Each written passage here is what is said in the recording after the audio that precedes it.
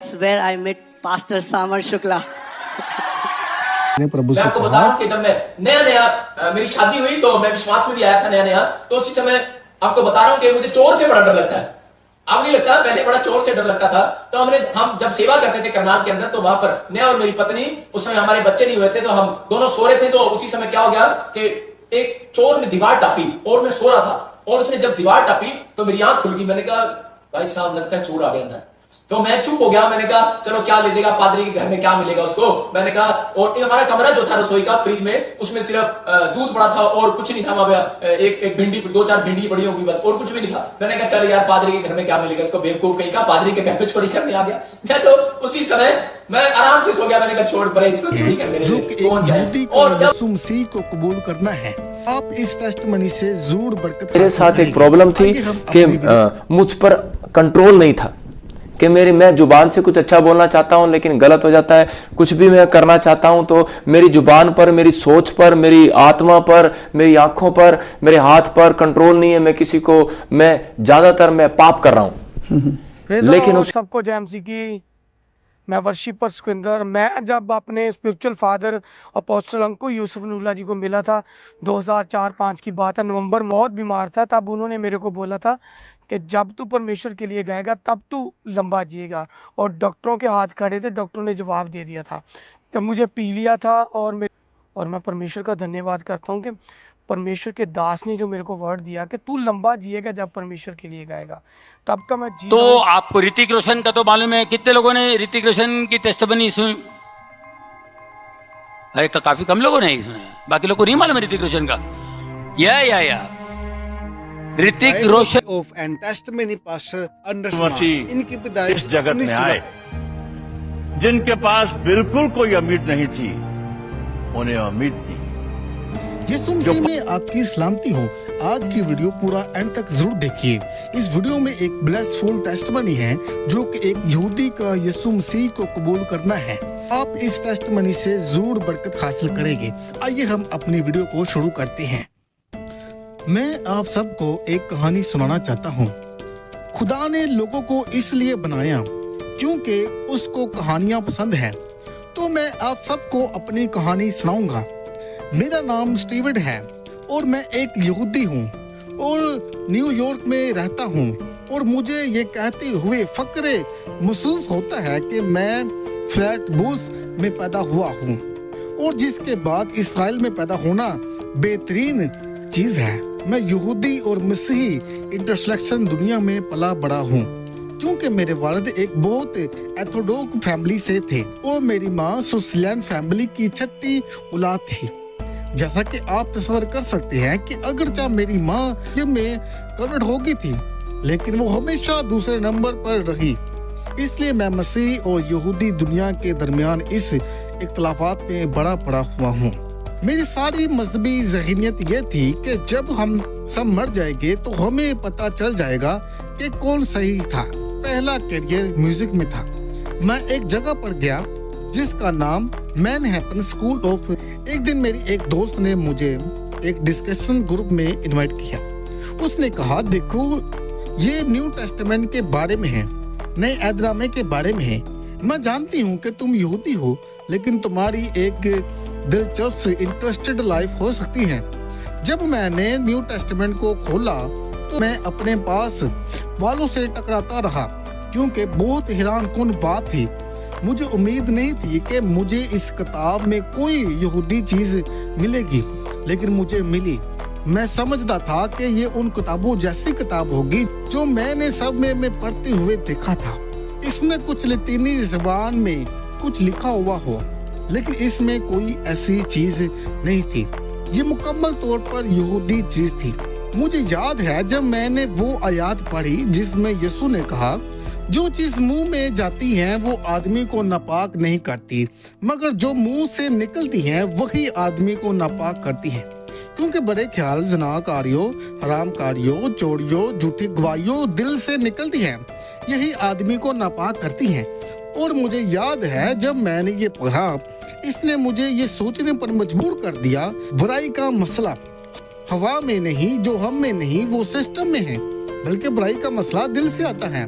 और इस किताब पढ़ने के दौरान जब मैंने वो आयत पढ़ी जिसमें यीशु ने कहा, मैं इसलिए आया हूँ कि तुम जिंदगी पाओ और कसरत से पाओ, इस बात ने मुझे हिला के रख दिया और मेरे लिए गैर मामूली था कि यीशु के अल्फाज बराह रास्त मेरी अपनी महसूस की जरूरत को पूरा करते थे।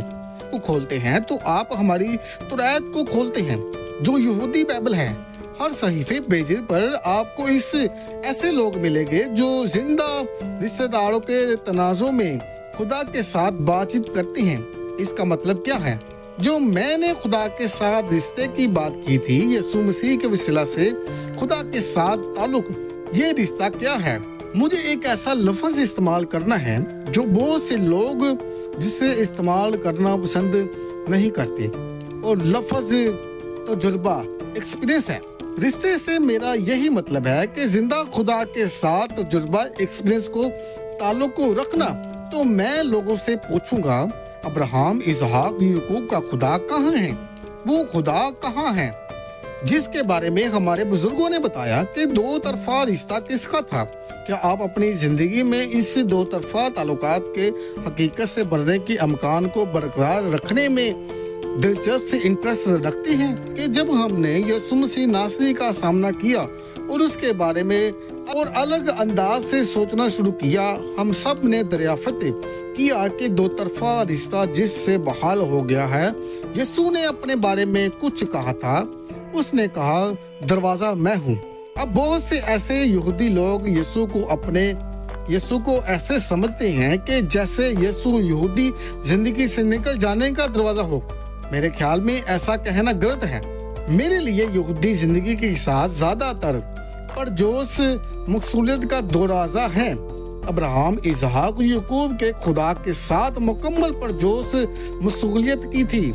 ये तस्वर न करे कि मुझ जैसे लोग यीशु मसीह पर ईमान रखते हैं। इसने हमें एक खूब किसी अंदाज प्रेजेंटेशन डेंसी और वसाखियत दी है और हमने नुक्ता वाली लाइन पर सिग्नेचर दस्तखत कर दिए हैं क्योंकि हम गलत थे, क्योंकि हमें कायल करना आसान था कि ऐसा नहीं होता है।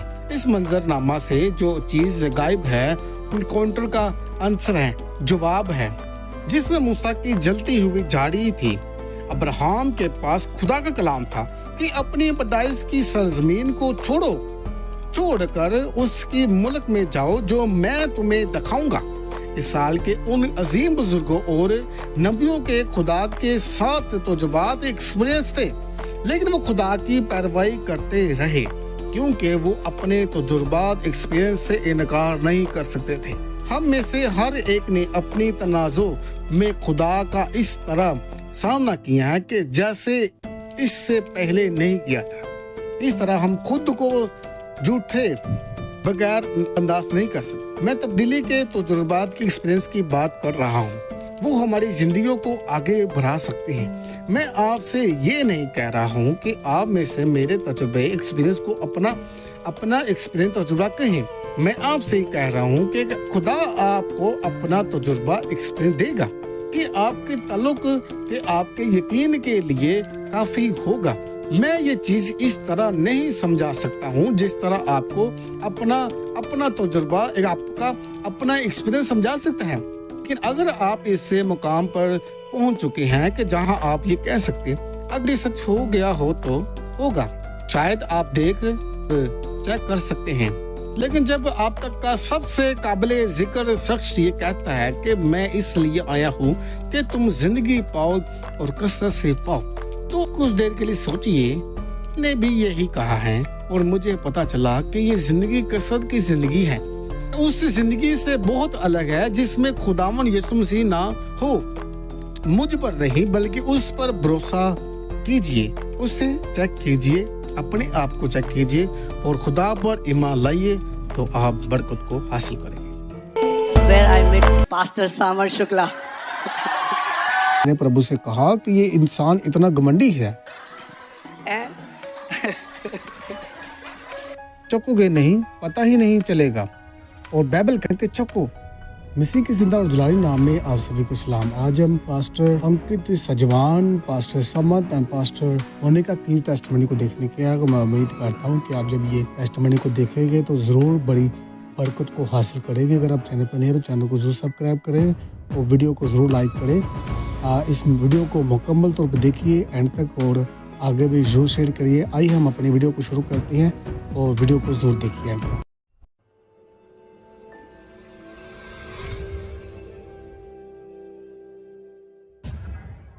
फिर मैंने पहले अपने ऑफिस को ज्वाइन किया। That's where I met Pastor Samar Shukla.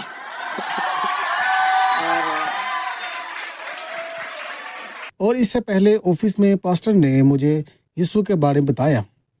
आप में से बहुत लोग नहीं मानेंगे, लेकिन मेरे बहुत बड़े बाल थे। एक ज़माने की बात है, और जब पास्टर ने मुझे देखा तो कहा कि प्रभु ने कहा है हम बहुत अच्छे दोस्त होंगे। इन्होंने मेरी तरफ देखा और मैंने उनकी ओर देखा। मैंने कहा हाँ कुछ भी, और मैं चला गया। अरे बाप रे। तुमने कहा कुछ भी और मैंने प्रभु से कहा कि ये इंसान इतना घमंडी है। मैं इससे फिर दोबारा बात नहीं करूंगा। अगर आप सैम को यीशु के मारने से पहले मिलते तो ये 12 आसान। मैं अपने ऑफिस में हर किसी को यीशु के बारे में बता रहा था। मैं अपना खुद का काम कर रहा था। इस इंसान ने सोचा मैं पंगा लूंगा, ये मुझे बचाएगा। तब से मैंने बात भी नहीं की थी। मैं दूसरों को बता रहा था। मैंने कहा सुनो तुम बहुत इमोशनल हो।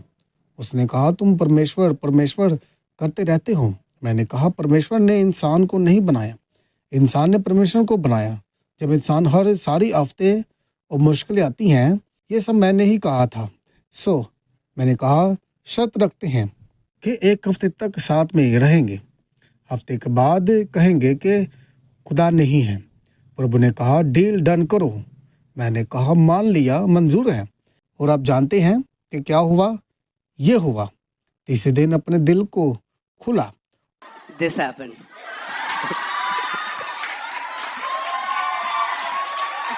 और प्रभु पर ईमान लाया। आमीन। एक इंसान जिसको जानता हूँ वो इंसान कभी कमज़ोर नहीं हो पड़ेगा। जिसको नॉलेज है। आपने एक सेब खाया, आपने कहा सेब बहुत स्वीट है। आपने कहा कि मैं नहीं मानता कि सेब मीठा है। मत मान के मीठा है। जब चखोगे नहीं पता ही नहीं चलेगा। और बाइबल कहते चखो। तो आपको ऋतिक रोशन का तो मालूम है। कितने लोगों ने ऋतिक रोशन की टेस्टमनी सुनी? काफी कम लोगों ने सुना। बाकी लोगों को नहीं मालूम है ऋतिक रोशन का। या ऋतिक रोशन को बचपन से लीवर पे सूजन थी। वो इतना आयुर्वेदिक का गोली खाता था। आयुर्वेदिक की गोली, इतनी गोलियां खाता था वो।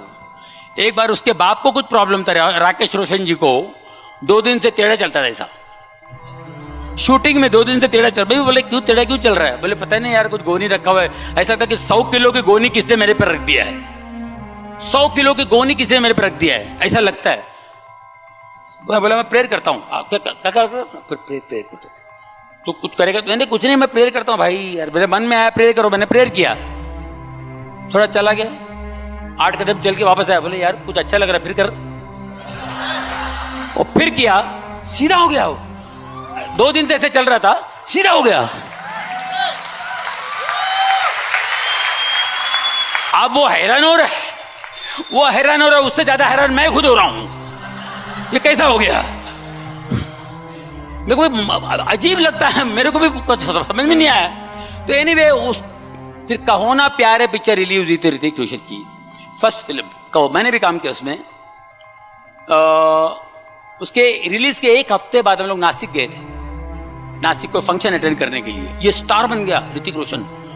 नए लड़के सब उसके फैन हो गए। हेलीकॉप्टर से हम लोग उतरे तो वहाँ बच्चे लोग सब ऋतिक। मैंने राकेश रोशन उसके डैडी को बोला, बोले यार तू खुश हो जाता, मुंह क्यों लटका के बैठा हुआ है? बेटे को इतना रिस्पॉन्स मिल रहा है, इतना प्यार कर रहे लोग, तो मुंह क्यों? अरे नहीं यार इसका प्रॉब्लम है। क्या प्रॉब्लम है? अरे यार बचपन से यार उसको लीवर पे सारा सूजन है और इसकी सेहत नहीं बनती है, बॉडी नहीं बनती है, ऐसे ही है। और इतनी गोलियां खाता है यार। तभी नाम सब कुछ हो गया, शोहरत मिली, नाम मिला, लेकिन ये तकलीफ ज़रा क्या बताऊं यार ऐसा। अच्छा मुझे भी दुख हुआ। और फट से उसने बोला, अरे यार तूने मेरे को एक बार किया था मालूम है, कोयला पिक्चर की शूटिंग में। बोले हाँ, वो जीसस का नाम लेके कुछ किया था, इसका कुछ कर सकता है क्या? बोले मैं करूंगा अभी, अपना बच्चा है यार। हे ऋतिक इधर किधर, तो किधर कहते हैं कौन तो लीवर किधर है, क्या है इधर, सुजान इधर को। अच्छा हाथ निकाल, in the name of Jesus swelling go, in the name of Jesus सुजान जा। मैंने बोला देखिए, उस आदमी ने दिल से कहा, तो परमेश्वर विश्वास की भाषा जानता है।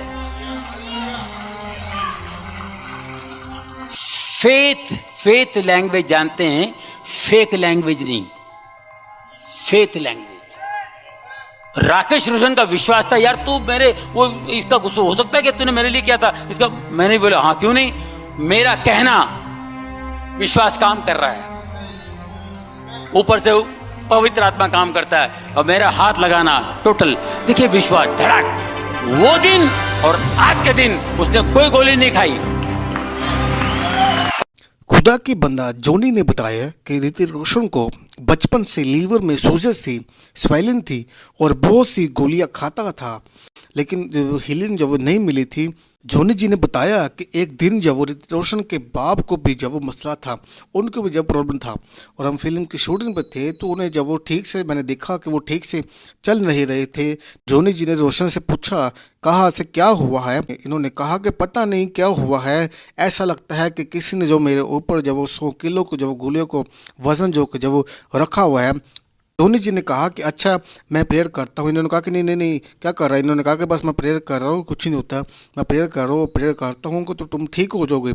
जिस तरह जो उन्होंने जब उसके ऊपर जो प्रेयर की, तो यकीन में जब वो उन्होंने जब वो अपने अंदर जब फील किया कि मैं अच्छा हूँ। इन्होंने कहा कि मुझे ज़रा दोबारा मुझे जो मेरे ऊपर जो प्रेयर को जो कि तूने अभी किया है, इन जोनी जी ने दोबारा जो प्रेयर की और इन्होंने जब जो शफा को जो हासिल किया है। जोनी जी ने बताया कि जब वो कहूँ ना प्यार है पिक्चर रिलीज़ हुई थी, तो फिल्म रिलीज होने के बाद जब जोनी लीवर जब रोशन से जो मिले, तो जो पूछा क्या हुआ है, बेटे की पहली फिल्म है और पहली फिल्म जो कामयाब हुई है, और फिर जब तू क्यों दुखी है और दुखी है तेरा मुंह क्यों उतरा है, दुखी बन के क्यों जब तू है।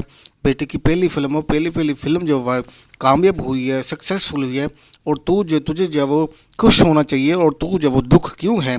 इन्होंने जब वो जोनी से जी सबको बताया और कहा कि इसे जब बचपन से जब वो लीवर में जब वो सोजन है, स्वेलिन है।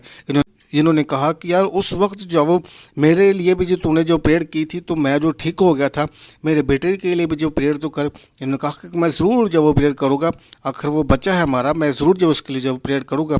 जब बुलाया और उसके ऊपर जब हाथ लीवर पर हाथ रख जब वो दवा की, प्रेयर की, तो यकीनन में जब वो ऋतिक ने जब वो शफा को जो पाया है। मैं आपको बता रहा हूं कि जब मैं नया मेरी शादी हुई, तो मैं विश्वास में भी आया था नया, तो उसी समय आपको बता रहा हूं कि मुझे चोर से बड़ा डर लगता है। अब नहीं लगता, पहले बड़ा चोर से डर लगता था। तो हम जब सेवा करते थे करनाल के अंदर, तो वहां पर मैं और मेरी पत्नी, उस समय हमारे बच्चे नहीं हुए थे, तो हम दोनों सो रहे थे। तो उसी समय क्या हो गया कि एक चोर ने दीवार टापी और मैं सो रहा था, और उसने जब दीवार टापी तो मेरी आंख खुल गई। मैंने कहा भाई साहब लगता है चोर आ गया अंदर। तो मैं चुप हो गया। मैंने कहा चलो क्या ले जाएगा, पादरी के घर में क्या मिलेगा उसको। मैंने कहा, और हमारा कमरा जो था रसोई का, फ्रिज में, उसमें सिर्फ दूध पड़ा था और कुछ नहीं था। वहां पे एक भिंडी, 2-4 भिंडी पड़ी होगी बस, और कुछ भी नहीं था। मैंने कहा चल यार पादरी के घर में क्या मिलेगा इसको, बेवकूफ कहीं का, पादरी के घर में चोरी करने आ गया। मैं तो उसी समय मैं आराम से सो गया। मैंने कहा छोड़ परे, इसको चोरी करने दे, कौन जाए। और जब वो मैंने कहा, और मैं क्या प्रार्थना कर रहा हूं, मैं प्रार्थना कर रहा हूं परमेश्वर इस चोर को बिल्कुल आराम रात से चोरी करके जो इसको मिलता है ले जाए और ये चला जाए। ये प्रार्थना कर रहा हूं चोर के लिए, क्योंकि मुझे डर लग रहा। मैंने कहा मैं इसको डांटूंगा नहीं, मैं इसको मारूंगा नहीं, भागूंगा, मैं इसके पीछे नहीं जाऊंगा, चोर के पीछे मैं क्यों जाऊं चोर के पीछे। मैंने कहा मैं आराम से लेटा प्रार्थना कर रहा हूं, और मैं कह रहा हूं प्रभु मेरी पत्नी को आवाज सुनाई ना दे। और उसी समय मेरी पत्नी उठती है, बोलती है उठो चोर आ गया, खड़का हो रहा है, आवाज आ रहा है। मैंने चुप कर, बिल्ली है। उसने कहा नहीं चोर है। मैंने कहा नहीं, मैं डरा हुआ अंदर से। मैंने कहा नहीं, कहीं मुझे आवाज सुन रही है पैरों की। मैंने कहा अरे, मैंने कहा मत डर, चुपचाप लेट जा, कुछ नहीं होता। मैंने कहा कोई चोर नहीं है। कह रही नहीं, आवाजें आ रही है, और वो मैं खिड़की में से देख रहा। मैंने कहा, वो कह रही वो देख रहा है, वो मैं गौर कर गया, देख रहा। मैंने कहा अच्छा सुन, कोई नहीं है घर में। मैंने कहा चुप कर। लेकिन मेरी भागवान बोलती डरपोक कहीं का, डंडा पकड़ लिया उसने। मैंने कहा बेइज्जती होगी भाई साहब, पादरी को डरपोक कह दिया। मैंने उसी समय खड़ा हुआ, मैंने कहा डरपोक किसको बोलती है? मैंने कहा डंडा मुझे दे। बोलती है कुंडी खोलो। मैंने कहा, मैं दूर से कह रहा, मैंने कहा भाग जा। और इसी समय कुंडी नहीं खोल रहा। मेरी वाइफ कह रही डर मत, कह रही जाओ, कह रहे आप मेरे साथ बस खड़े हो जाओ और मैं इसको भगाऊंगी अभी। कहती बस आप खड़े रहोगे ना? मैंने कहा मैं नहीं जाता, तू ही जा। मेरी वाइफ कह रही अरे मैं खड़ी हो जाऊंगी लेकिन तुम खड़े तो रहो मेरे साथ। अरे डराऊंगी तो मैं उसको। मैंने कहा अच्छा। मैंने कहा ठीक है, फिर खोल कुंडा। जब उसने कुंडा खोला, मैंने कहा मैं खड़ा हूं तेरे साथ। और मेरी वाइफ बोलती ठहर जा तू चोर, और वो चोर भाग गया वहां से दीवार टाप कर। याद रखना कि अगर आप खड़े हो तब परमेश्वर काम करेगा। हम एक ऐसे खुदा की इबादत करते हैं जो जिंदा है, जो देखता है, जो सुनता है और मदद करता है। दाऊद ने कहा, खुदावंद मेरा चरवाहा है, मुझे किसी चीज की कमी ना होगी। खुदा हमेशा वक्त पर काम करता है। वो हमें अकेला नहीं छोड़ता बल्कि हमारी कमजोरी में अपनी कुव्वत जाहिर करता है। बाइबल में ज़बूर की किताब 121 बाब में लिखा है कि मेरी मदद खुदावंद से है जिसने आसमानों और जमीन को बनाया है। जब आप पहाड़ों को देखते हैं वो मजबूत और बुलंदो नजर आते हैं, लेकिन याद रखिए इन्हें बनाने वाला खुदा आपके साथ है। वो आपकी हिफाजत करता है, आपके कदमों को फिसलने नहीं देता। ईसाया की 41 बाब में लिखा है, खुदा कहता है मत डर क्योंकि मैं तेरे साथ हूँ, मैं तुझे मजबूत करूँगा, हाँ मैं तेरी मदद करूँगा। ये वादा सिर्फ इसराइल के लिए नहीं, ये हर उस इंसान के लिए है जो खुदावन पर भरोसा रखता है, खुदा पर ईमान रखता है। जब आप कमज़ोर होती हैं तो खुदा कहता है कि मेरी कुव्वत कमज़ोरी में कामिल होती है। वो हमें वो ताकत देता है जो दुनिया नहीं दे सकती। आपकी ज़िंदगी के हर इम्तिहान में, हर आंसू में, हर दुआ में खुदा की मौजूदगी छुपी होती है। खुदा होता है, खुदा साथ होता है, वो देख रहा होता है, सुन रहा होता है और काम कर रहा होता है। हमें उसके ऊपर ईमान रखने की ज़रूरत है, बगैर शक और शोभा से। दुनिया बदलती है, लोग बदल जाते हैं, हालात बदल जाते हैं, लेकिन खुदा नहीं बदलता। इब्रानियों 13:5 में लिखा है कि खुदावन ने फरमाया है, मैं तुझे हरगिज़ ना छोड़ूंगा, ना कभी तर्क करूंगा। इसलिए हम दिलेरी से कहते हैं कि खुदावन मेरा मददगार है, मैं नहीं डरूंगा। जब यीशु ने अपने शागिर्दों से कहा कि देख मैं हमेशा तुम्हारे साथ हूँ दुनिया के आखिर तक, एक जुमला नहीं था, ये खुदा का वादा था। चाहे आप कहीं भी हो, वीराने में हो, तन्हा में हो, खौफ में हो, खुदा वहाँ मौजूद है। उसका रूह आपके साथ है, आपके दिल में है और वो आपकी रहनुमाई करता है। बाइबल में बेशुमार मिसालें हैं जहाँ खुदा ने अपने लोगों की मदद की है। मूसा के सामने समंदर था, पीछे फरौन की फौज, लेकिन खुदा ने समंदर को 2 हिस्सों में बांट दिया। दाऊद एक छोटा लड़का था मगर खुदा ने उसे गोलियत पर गालिब किया। दानियल शेर के मुंह में फेंका गया मगर खुदा ने फरिश्ते भेजे और शेर का मुंह बंद कर दिया। यीशु ने तूफान में अपने शागिर्दों से कहा, क्यों डरती हो ए कम ईमान वालों, और उसने तूफान को रोक दिया। हर एक बात, हर एक कहानी एक ही बात कहती है, खुदा मदद करता है, वो वफादार है और वो हमसे प्यार और मोहब्बत करता है। अगर आज आप किसी मुसीबत, खौफ या तन्हाई से गुजर रहे हैं तो याद रखिए खुदा आपके साथ है। आप जहाँ भी हों तो खुदा आपकी मदद करता है। आप अकेले नहीं हैं, खुदा आपका सहारा, आपका मददगार, आपकी कुव्वत और आपकी उम्मीद है।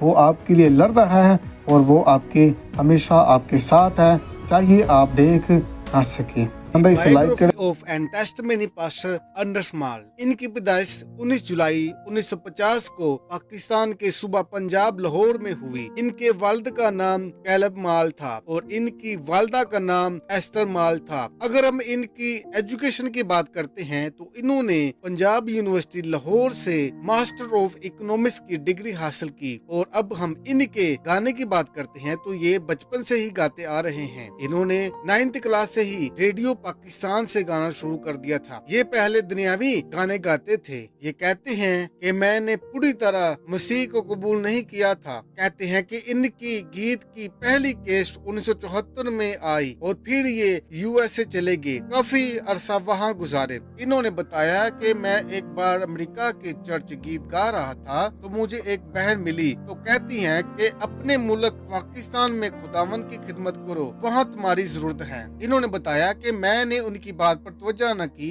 और फिर 1952 में पाकिस्तान आया। रोया में खुदावंद यीशु अल मसीह इनसे मिलते और कहते थे कि मेरी खिदमत पाकिस्तान में करो, लेकिन मैंने कहा मैं अमेरिका में खुश हूँ, वहाँ अपनी खिदमत गुजारूंगा। खुदावंद ने कहा आएगा नहीं तो मैं किसी और को चुन लूंगा। इन्होंने कहा कि फिर मैंने खुदावंद का पाक कलाम पढ़ा, फिर मैंने खुदावंद की खिदमत 1992 में शुरू कर दी। मैंने पूरी तरह खुदावंद को कबूल कर लिया और खुदावंद ने मुझे बहुत सी जगह पर अपने नाम के लिए इस्तेमाल किया। इनकी शादी 1977 को हुई। इनकी वाइफ का नाम एंडविना माल है। इनकी सिर्फ एक ही बेटी है जिसका नाम मोनिका है। इनकी पहली मसीह गीत कैसेट 1974 को रिलीज हुई। पास्टर अर्नस्ट माल ने 60 से ज्यादा एल्बम में जो है वो खुदावंद की तारीफ की है और खुदा के नाम को जो जलाल दिए है और लोगों ने जो है वो बरकत को जो है वो रिसीव किया है। लोगों ने जो है वो खुदा के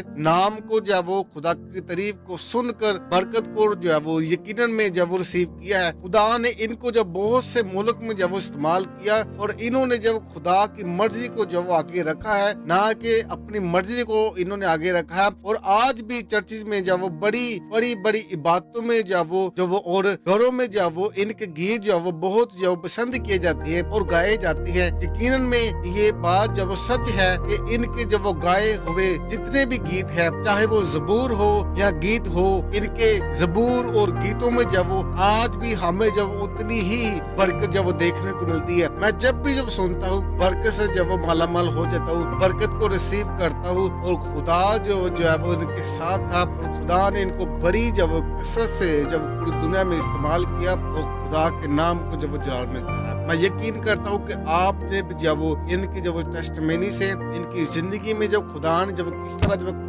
काम किया, किस तरह जो खुदा जो इनके साथ हुए और इन्होंने जब वो कैसे जो खुदा के नाम को जलाल दिया, ना कि सिर्फ अपनी मर्जी को पूरा किया, इन्होंने खुदा की मर्जी को जब वो आगे रखा, खुदा की मर्जी को पूरा किया और खुदा के नाम को जब जलाल दिया और पाकिस्तान में आकर जब वो खुदा के नाम को जलिया और आज तक जब लोग जब इनको जो है वो याद रखते हैं।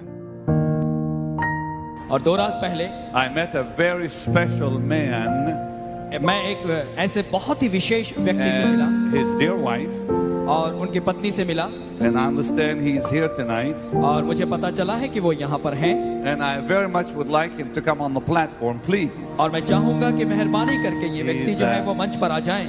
He is a film actor and a statesman here in India. और यहाँ पर वो सिने कलाकार हैं Dev Anand. और श्री देवानंद जी। So please come and just give us a greeting, please, sir.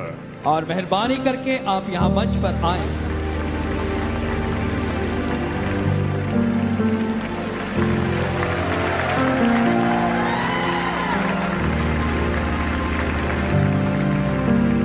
Welcome.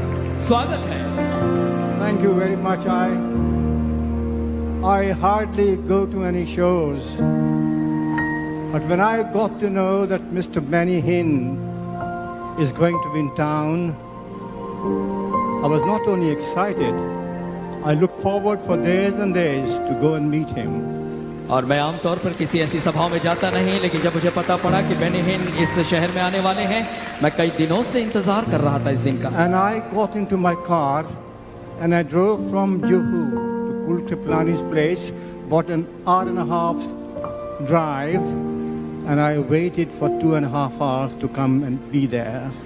और फिर मैं जुहू से निकला, 1.5 घंटे की मैं कार की ड्राइविंग करके, And that was an honor waiting for him. और इनके लिए मैं इंतजार करते रहा 2 घंटे तक, लेकिन 2 घंटे इंतजार करना एक बड़े आदर की बात रही मेरे लिए। I don't want a white suit from you, but I'm already in your white suit. मैं आपसे सफेद रंग का सूट तो नहीं चाहता। And my greetings to you all from the divine. And I came for an experience because I derive experiences all my life to put them across in my movies. And this is a great, fantastic experience. It's happening. And it just started. And I'll quietly stand. I may not sway, I may not clap, but I'll be doing so in my heart and in my eyes. Thank you, Ben. Thank you, Ben. I just want you to know you will be my friend for life. When I met you, I immediately loved you and loved your heart and spirit, and look into your eyes, I see such a precious man. And I just want you to know, not only do I love you, but Jesus loves you. God loves you. And Benny, keep on doing this all your life, all over the world. The world loves you. Thank you. Bless you. I'm honored to have you. Give him a big God bless you, please. इनके लिए जोर से तालियां बजाएं। 2 रात पहले मैं एक ऐसे खास आदमी से मिला और उनकी वाइफ से मिला और मुझे पता चला है कि वो यहाँ हैं। मैं चाहूँगा कि मेहरबानी करके स्टेज पर आ जाएं, स्टेज पर आ जाएं। और यहाँ पर वो एक एक्टर है देव आनंद, मेहरबानी करके आप यहाँ स्टेज पर आ जाएं। बेनी हंस जी ने कहा है कि वेलकम। देव आनंद जी ने जवाब में थैंक यू बोला और कहा कि मैं आम तौर पर ऐसे जगह पर नहीं जाता। जब मुझे पता चला कि बेनी हंस यहाँ आने वाले हैं, मैं कई दिनों से इंतज़ार करता रहा। मैं जहूँ से निकला, 1.5 घंटे से 2 घंटे के सफ़र किया। 2 घंटे से मैं वेट करता रहा। मेरे लिए कोई बड़ी आदर की बात नहीं है कि मैं आपसे आपका वाइट रंग का शूट तो नहीं चाहूँगा। इसी के जिंदा और जलाली नाम में आज सबको सलाम। आज हम प्रेम चोपड़ा की टेस्टमनी देखेंगे। मैं उम्मीद करता हूँ कि आप इस प्रेम चोपड़ा की टेस्टमनी देखकर आप बरकत को पाएंगे। प्रभु यीशु मसीह इस जगत में आए, जिनके पास बिल्कुल कोई उम्मीद नहीं थी, उन्हें उम्मीद थी। जो पापों में बंधे हुए थे और नरक की तरफ जा रहे थे, उन्हें मुक्ति की आशा थी। वही है जगत का उद्धार करता, वही है जो हमें हमारे पापों से बचा सकता है। आज वही आपके दिल में जन्म लेना चाहता है। क्या उसकी दस्तक सुनकर आप उसे अपने दिल के अंदर जगह देंगे? सोचिए, अच्छी तरह से हमें रचा, हमें बनाया, और जब हम पापों में बंधे हुए थे, गुमराह थे, बेसहारा थे, तो उसने हमें ढूंढा, हमें प्यार दिया और फिर हमें खरीदा। बेजान वस्तु से नहीं, सोने चांदी से नहीं, बल्कि अपने कीमती लहू से। फिर उसने हमारे लिए अपनी जान क्रूस पर दे दी और फिर उसने हमें खरीदा। परमेश्वर ने जगत से इतना प्यार किया है कि उसने अपना इकलौता पुत्र दे दिया, ताकि जो भी कोई उस पर विश्वास करे वो नाश ना हो, परंतु अनंत जीवन पाए।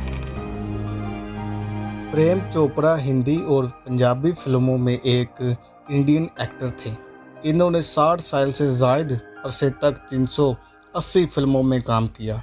इनका जन्म 23 सितंबर 1935 को हुआ और लाहौर में इनका जन्म हुआ।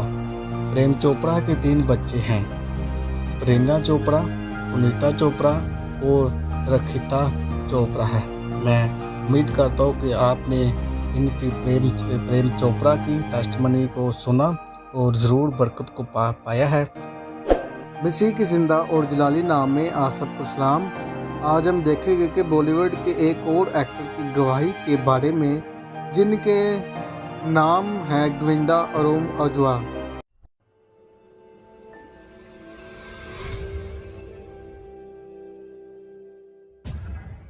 जिन्होंने यीशु मसीह के सामत का एक झलक देखा है। ये बात हमें जॉनी लीवर के एक इंटरव्यू से हमें पता चला। बताया जाता है कि गोविंदा जी ने एक मूवी शूटिंग के टाइम पर यीशु मसीह के सामत को देखा। गोविंदा जी जब शूटिंग कर रहे थे, उस दौरान बारिश आ गई। डायरेक्टर ने आधे में ही पैकअप बोल दिया और शूटिंग के सेट पर जॉनी लीवर जी भी थे। वो भी गोविंदा के साथ जब शूट कर रहे थे, तब डायरेक्टर ने पैकअप के लिए मना कर दिया और बोला कि ये बारिश जो है वो रुक जाएगी। उन्होंने जॉनी लीवर को जो है वो प्रार्थना करने के लिए कहा। बोला कि मैं विश्वास करता हूँ कि जब आप प्रार्थना करोगे तो बारिश रुक जाएगी। जब जॉनी लीवर जी ने विश्वास के साथ प्रार्थना की कि बारिश रुक जाए, तो ऐसा ही हुआ। बारिश जो रुक गई और बारिश रुक गई और फिर पूरी शूटिंग जब कंप्लीट कर ली। और इस वक्त जब लोग जो है वो हैरान हो गए इस गवाही को, इस मंजर को देखकर जब लोग जो है वो हैरान हो गए थे। इसके अलावा गोविंदा जी ने प्रभु के दास से प्रार्थना करवाते हुए एक फ़ोटो सोशल मीडिया पर भी देखने को हमें मिलता है। मैं उम्मीद करता हूं कि आपने इस टेस्टमनी से ब्लेस हुए हैं। आपने इस टेस्टमनी से ज़रूर जो ब्लेसिंग को पाया है कि हम जब भी जो खुदा से मुकम्मल विश्वास के साथ, ईमान के साथ जब भी कुछ मांगते हैं तो खुदा जो हमारी ज़रूर सुनता है। ऐसा नहीं कि हम जब भी खुदा से मांगते हैं, हाँ ये बात बिल्कुल दुरुस्त है कि उसमें देरी आ सकती है, महीना लग सकता है, साल लग सकता है, लेकिन खुदा जो है वो ज़रूर हमारी दुआओं का जवाब जो देता है। उसका कान जो है वो भारी नहीं है, वो हमारी दुआओं का जवाब न दे सके। उसका हाथ जो छोटा नहीं है, वो हमें बचा न सके। वो बचाने की कुदरत और ताकत को रखता है। वो सुनने वाला खुदावंद यीशु मसीह है। वो जो है हमसे बातें करना चाहता है। खुदावंद यीशु मसीह की तरफ भिड़े, खुदावंद यीशु मसीह की तरफ रुजू करे और उससे कहे कि खुदावंद यीशु मसीह, मैं मुकम्मल तौर पर विश्वास करता हूँ, ईमान से मैं दुआ को मांगता हूँ, मेरी दुआ को सुन।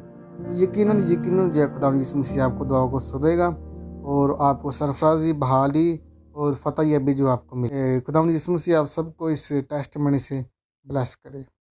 मसीह के जिंदा और जलाली नाम में आप सबको सलाम। आज हम प्रोफेट बजिंदर सिंह की टेस्टमनी देखने लगे हैं, जो कि जब वो मसीह से आने के पहले की उनकी टेस्टमनी है, वो अपनी टेस्टमनी में बयान करते हैं। आइए सबसे पहले हम इस वीडियो को देखते हैं और फिर इसके बारे में हम बात करते हैं। लेकिन मेरे साथ एक प्रॉब्लम थी कि मुझ पर कंट्रोल नहीं था कि मैं जुबान से कुछ अच्छा बोलना चाहता हूं लेकिन गलत हो जाता है। कुछ भी मैं करना चाहता हूं तो मेरी जुबान पर, मेरी सोच पर, मेरी आत्मा पर, मेरी आंखों पर, मेरे हाथ पर कंट्रोल नहीं है। मैं किसी को, ज्यादातर मैं पाप कर रहा हूं।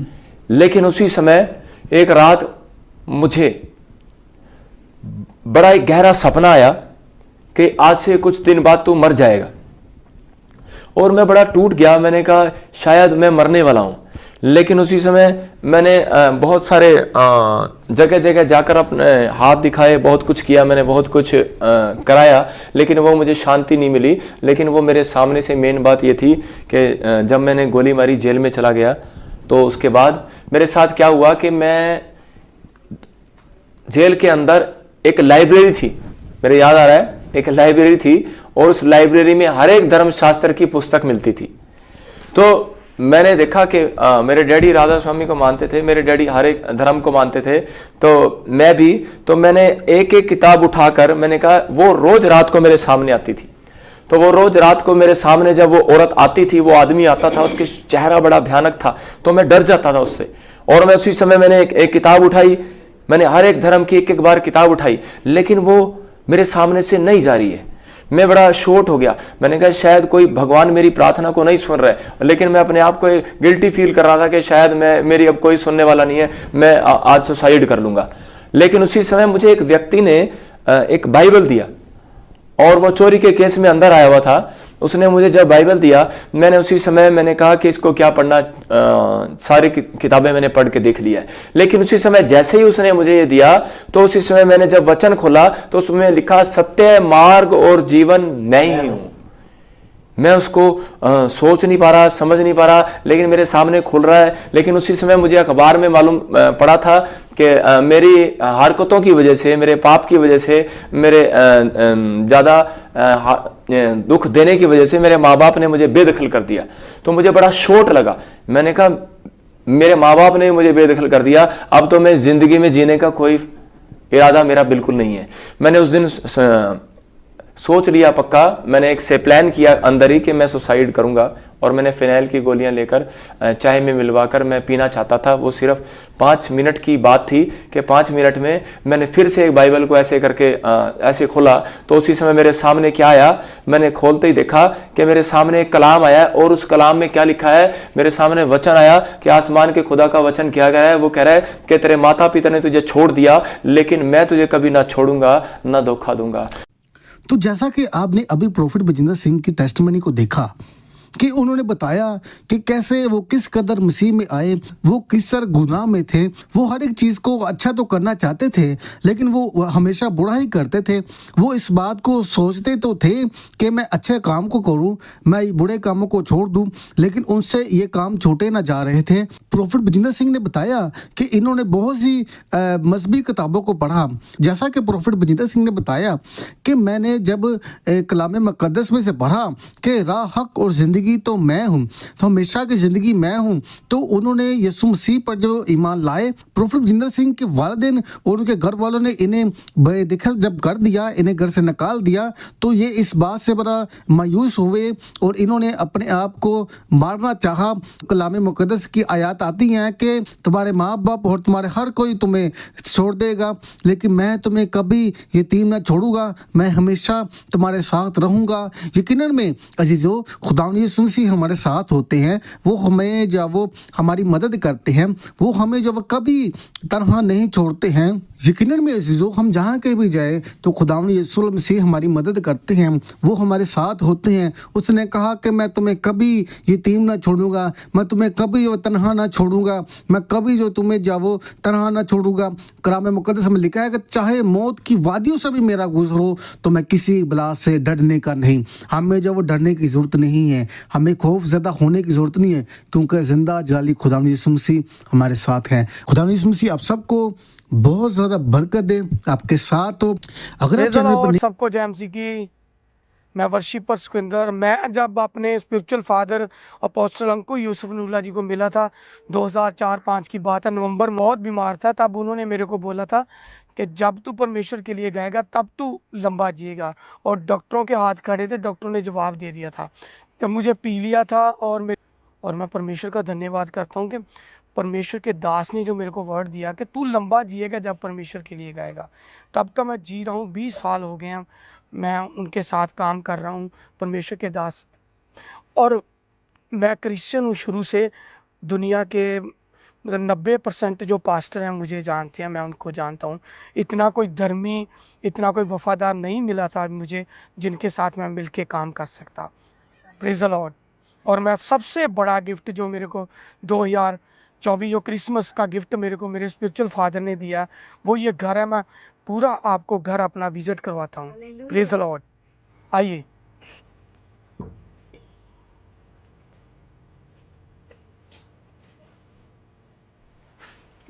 ये घर है, ये आंगन है, सारा दिखाओ, ये आंगन है। और ये गाड़ी भी परमेश्वर का गिफ्ट है मेरे स्पिरिचुअल फादर का, तो 2018 में मुझे उन्होंने दिया था, सरप्राइज था ये भी। और ये लॉबी है, बहुत बड़ी लॉबी है ये।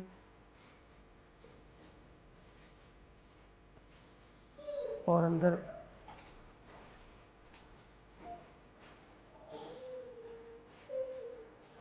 और ये रूम है, बहुत बड़े रूम है ये। और ये बैक साइड भी ये प्रेयर रूम है, बैक साइड भी प्रेयर रूम है। प्रेयर वाला रूम बहुत बढ़िया रूम है ये, बहुत लग्जरी रूम है।